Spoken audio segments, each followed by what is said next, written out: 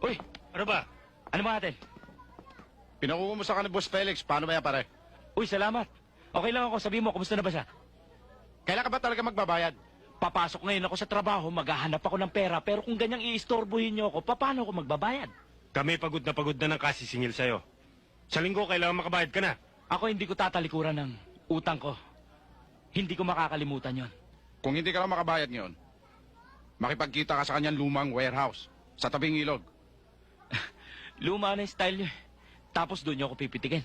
Kala niyo ba hindi ko basa yung utak niyo? Sabihin mo na. May pag-uutos na sa'yo.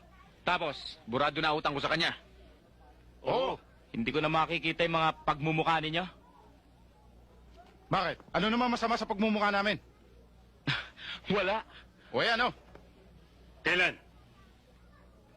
Pag-iisipan ko.